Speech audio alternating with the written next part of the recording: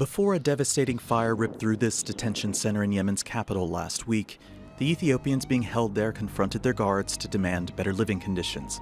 That's when, survivors say, Houthi security forces locked them in a hangar and told them to say their final prayers before firing something at them.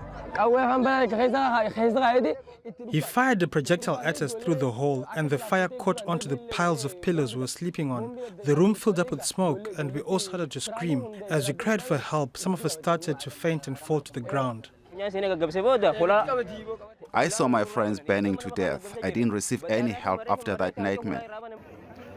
Dozens of people were killed in the blaze after it tore through a hangar with 350 people inside, mostly migrants from the Horn of Africa.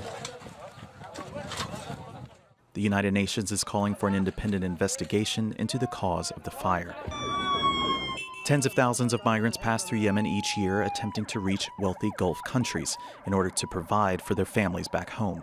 They're exposed to kidnapping, torture, and abuse while navigating a deadly conflict. Survivors of the fire accuse the Houthis of using them to feed the war effort. When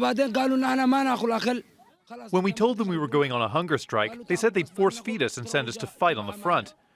We said we would not fight because this isn't our country. We're refugees. Our country is facing a bigger war than the one here. We couldn't live in our own country, so we escaped here. The International Organization for Migration has demanded the release of thousands of migrants being held at Houthi-run facilities. These young people are faced and sold out unrealistic versions of the journey by smugglers and traffickers. And they are not telling them the truth of the true, real, and difficulties of that journey. One group, at least, was given a way out. 150 Ethiopians were evacuated on Tuesday on the first repatriation flight since the pandemic began. Chappelle, Al Jazeera.